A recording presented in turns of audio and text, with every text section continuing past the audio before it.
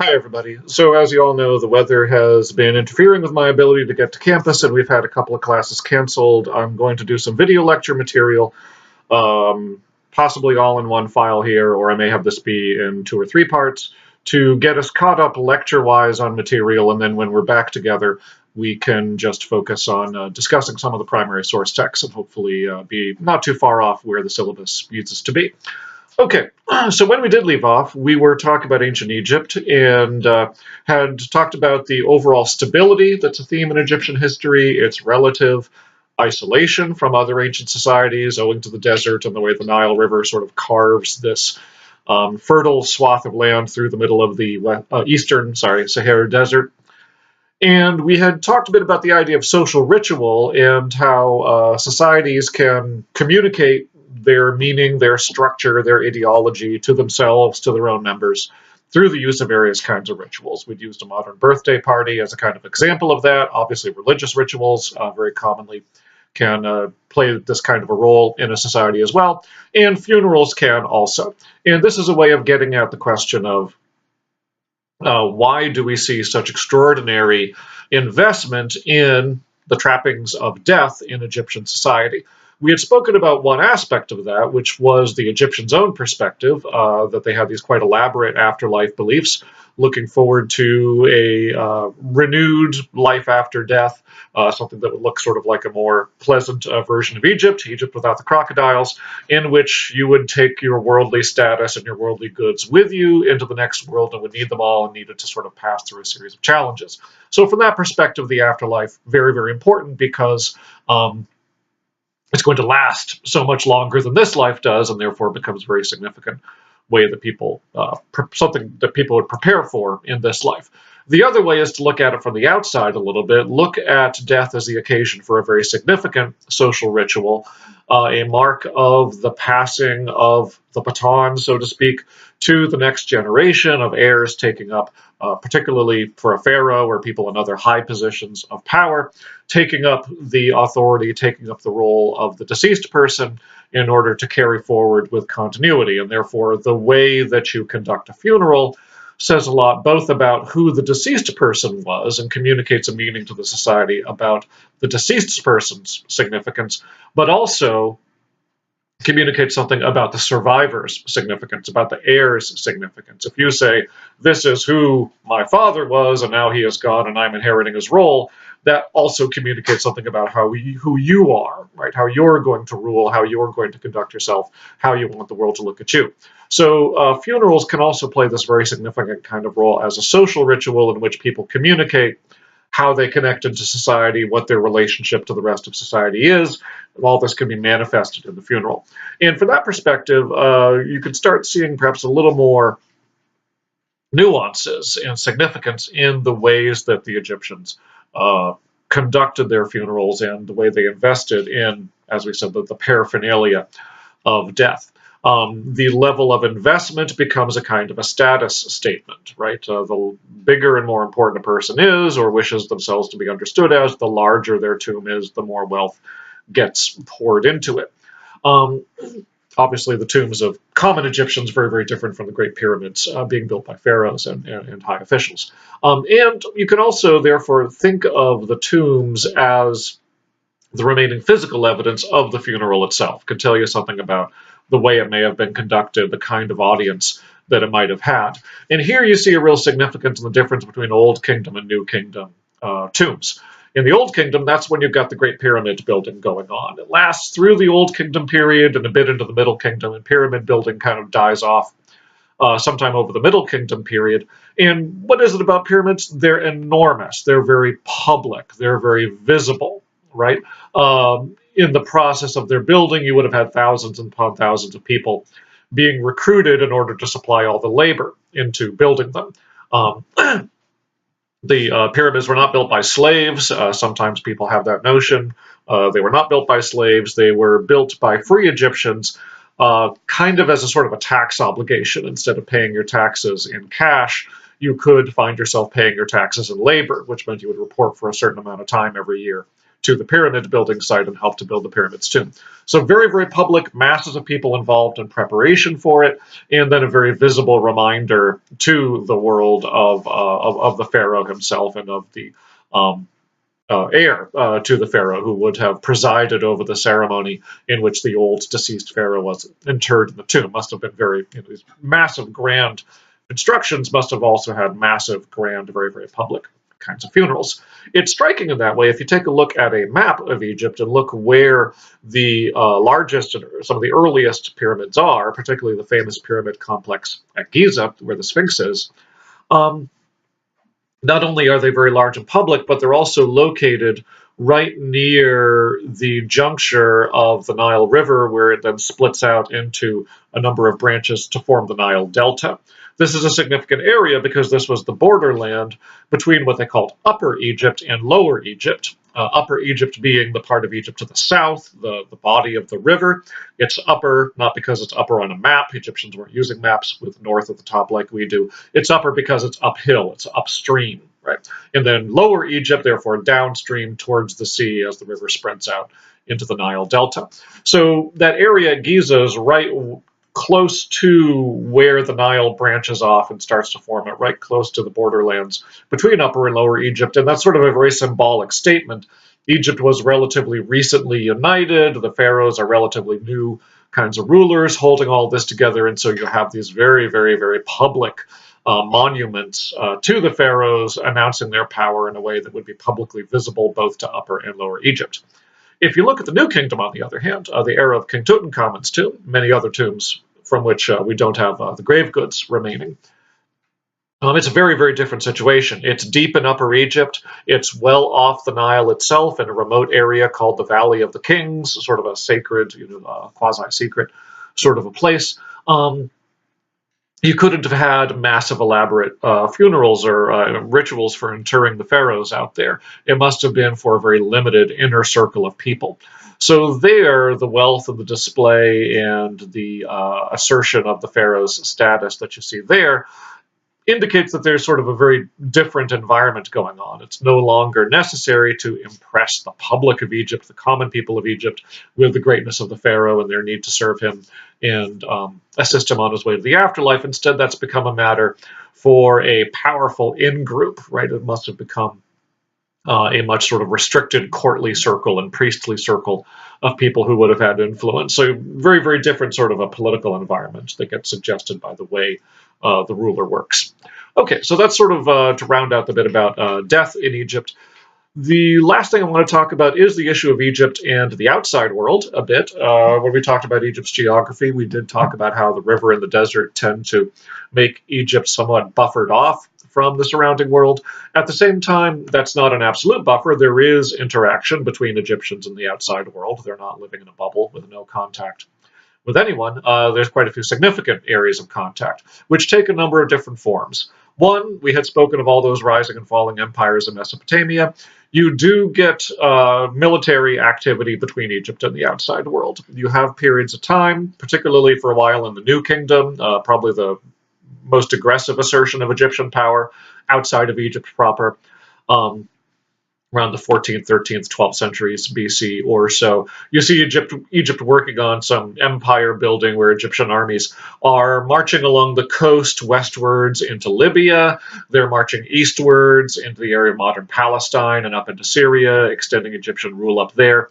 And the other direction they'll go in is they'll go south down the river into Nubia, the modern Sudan, down towards areas they also called Kush. So sort of pushing their power deeper into Africa. So you do have periods where Egyptian political power, military power does extend. They get beyond the desert or deeper down the river further into Africa. You also will have certain moments when you have outside powers coming into Egypt. There are outside migrations and invasions that do come across the desert or up the river.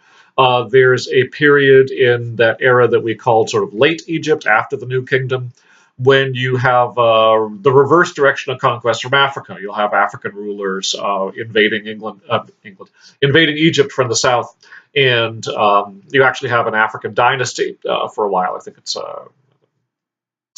27th dynasty. I forget the number, but it's sometime in that later Egyptian period, you do have Nubian dynasties establishing their rule in Egypt for a time and extending African influence there. You'll have periods of time. Eventually, the Persians will come in and conquer Egypt entirely. You get other invaders and raiders coming in. There's a group called the Hyksos in New Kingdom Egypt. There's a group called the Nine Bows. Those seem to be sort of raiders coming by sea that disrupt Egypt quite a bit at the end of the New Kingdom period. They kind of break up the New Kingdom to some extent owing to the after effects of their raids. So you do get outside powers attacking and invading Egypt. Not with the sort of frequency and regularity as happens in a place like Mesopotamia, but it is a factor that shows up from time to time in Egyptian history. You also have trade. The Egyptians are commercially involved. Again, kind of similar routes, working along the Mediterranean coastline, up the Nile River rather, to trade with deeper in Africa. And you have, in particular, the Egyptians take to the Red Sea, and they're running boats down the coast of the Red Sea to the Horn of Somalia, the Horn of Africa, where modern Somalia is, a land they call Punt, and or Punt, like punting a football. And they're trading down there for a number of goods, for ivory and frankincense and some goods that various products from that kind of area. So you do get some Egyptian trade and mercantile activity bringing things in.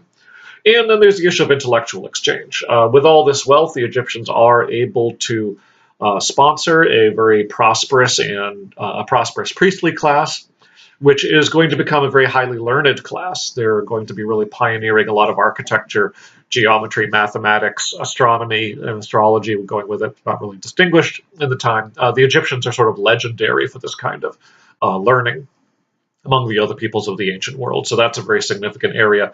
And they are influencing other people with these ideas and knowledge. And they're also borrowing to some extent. Maybe the most interesting form of borrowing that we see is something which may account for the Egyptian writing system of hieroglyphics. Hieroglyphics are a bit weird as a writing system. They're a pictographic or glyphic writing system, not an alphabetical system as some other cultures use. And the thing about hieroglyphics is that they pop into existence almost fully developed with very little evolution. If you look at cuneiform over in Mesopotamia by comparison, or if you look at Chinese writing, you have a much clearer evolution gradually. It starts off with people drawing little pictures of things. The pictures get more and more schematic. The schematics get more and more abstract eventually, and cuneiform is going to evolve into an alphabetical system. Chinese pictographs take on their own kind of a character. In Egypt, you don't get that evolution. The writing system just sort of pops into existence all at once, very little change or shift, and just sort of seems to be fully developed. So, which raises a great question, why? This is the kind of thing that makes some people say, oh, Egypt was colonized by aliens or something like that. But assuming we don't want to go with that kind of a theory or hypothesis about Egypt, the likely course of events that are going on in Egypt probably, again, has to do with contact with the outside world. Cuneiform in Mesopotamia is older than Egyptian hieroglyphics. And we have seen there is some amount of conquest, some amount of trade going on between Egypt and the outside world. If you imagine an Egyptian traveler going to Mesopotamia and finding people there making these strange markings in clay tablets and asking, what are you doing? And having it explained to them that we're writing and these markings signify words, the Egyptian might find that very interesting and might grasp the advantages that writing brings that we talked about back when we were talking about Mesopotamia. He may not have time to actually learn the writing system and actually learn how to write cuneiform himself, but he may be very impressed with this idea of writing, go home to Egypt when his trade expedition is done, tell people about it. Hey, this is what they do in Mesopotamia. They've got a way of taking speech and putting it down permanently in clay tablets. We ought to have something like that. And you could effectively wind up with somebody inventing a writing system from scratch, influenced by and inspired by the observation of writing elsewhere, but not actually borrowing the writing system itself and not really needing to evolve the system over generations and generations and generations, but rather sort of having a clear idea when they start what it is that they're trying to achieve, and therefore able to bring it into existence in a pretty rapid kind of a way. So that's sort of an interesting particular form of cultural diffusion, a way of borrowing which is creative at the same time as it's borrowing. right? It's not all just derivative. It's also creative and appropriating an idea, but taking it in a very different direction than it had in the original culture. Okay, so those are some examples of some ways we see Egypt influencing other areas. That finally raises one last topic, which has to do with the way people think about Egypt in the modern world. Um, and here in particular, since about the 1980s, there's been a lot of discussion in Egyptology circles about what's called the Afrocentric thesis, Afrocentrism. Afrocentrism, the most elaborate exposition of it and most learned was put out in a series of books called Black Athena by a writer named Martin Bernal. Um, there's sort of two fundamental stages to the Afrocentric argument. One is that Egypt is on the continent of Africa and therefore ought to be seen fundamentally as an African civilization, that the framework we ought to interpret Egypt in is not a Middle Eastern framework, is not a Western civilization framework, it's an African framework, right? And when we look at Egypt, we should be looking at it as a product of Africa. The other stage to it is then to emphasize the influence of Egyptian art, Egyptian mathematics, architecture, these kinds of things, astronomy, these kinds of things we were talking about a moment ago, and stress that ancient Greece in particular leaned heavily on Egypt, borrowed heavily from Egypt, sort of received a lot of knowledge and art and influence from Egypt, and therefore to say that there's an unacknowledged debt of European civilization to Egypt and therefore to Africa, that Western civilization is fundamentally an Egyptian civilization, or fundamentally really an African civilization, and that this has been suppressed over time since then. So that's kind of the Afrocentric hypothesis. One, that we ought to see Egypt as a Black African society fundamentally, and secondly, that we ought to see Western civilization as fundamentally derivative from Egypt, basically. And there's a lot of validity in both of these. We should recognize that Egypt doesn't automatically belong in one framework or another framework. It is in its own kind of a setting. And we should acknowledge that there is, in fact, a lot of back and forth and influence going on between Egypt and the rest of the world, including ancient Greece and other civilizations that arise from there. At the same time, there are some difficulties with the Afrocentric thesis. One is the kind of categories you use. There's a strong racial identity element going on in these Afrocentric hypotheses to say that we should see Egyptians as Africans and belonging to the breadth of Africa. And the thing is that the concept of a continent of Africa is itself a European concept, right? This way of sort of dividing the world up into continents. It's not at all clear that the Egyptians saw themselves and the peoples to the south of them as one continent and other people as belonging to another continent. And that doesn't really seem to have been the way their categories worked. They don't seem to have particularly identified themselves as Africans or thought of themselves belonging with the peoples of Africa, the Nubians and others to the south of them. If you look at Egyptian art and you look at how they depict skin color, the Egyptians were just about as ethnocentric as everybody else. They depicted people living to the south of them as dark. They depicted people living to the north of them as pale. And they depicted themselves as a coppery color, which they took to mean that they were just right. So they didn't identify either with lighter-skinned people to the north nor with darker-skinned people to the south. They saw themselves simply as Egyptians. So there's no more of a reason, when you look at it from the way society worked and people thought in ancient Egypt itself, there's no more of a reason to call Egypt African than there is to call it Western, right, in some sense. It was, in its own time, itself, right, and interacted with all these other cultures around it, but Egyptians didn't particularly see themselves as belonging to one or the other, and so it's not really legitimate for one culture or the other, in retrospect, to try to lay claim to them as their own. The other is the issue of influence, which, as I said, there was a lot of influence, and that definitely ought to be acknowledged and is deserving of research. But if you think about that example of hieroglyphics I just gave, that should warn us of a bit of a cautionary component here when we think about the issue of being influenced or talking about one culture being derivative of another. It almost never really works that way. When you see cases of cultural diffusion and cultural borrowing, when people in one society borrow ideas, methods, or what have you from another culture around them, they don't just take it over and carbon copy and use it exactly the same way it had been used beforehand, right? We saw that with hieroglyphics. It was borrowing, but it was also very creative, right? And the same thing is true when other cultures borrow from Egypt or learned things from Egypt, got ideas from Egypt. They didn't simply appropriate it and just become carbon copies of Egypt or clones of Egypt carrying forward an Egyptian legacy. They appropriated elements of Egyptian society and Egyptian culture and learning that they found interesting and beneficial and useful for themselves in their own context, right? And that's what other Middle Easterners were doing when they interacted with Egypt. That's what Greeks did when they interacted with Egypt. They looked at Egyptian civilization.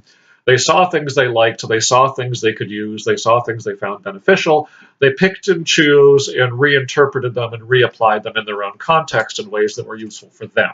Right? That's normally the way the cultural diffusion works. And so, again, this tendency of the Afrocentrists to say, okay, therefore, Western civilization, Greek civilization, European civilization is just this kind of derivative borrowing from Egypt, also is not really a very useful or constructive way to describe it.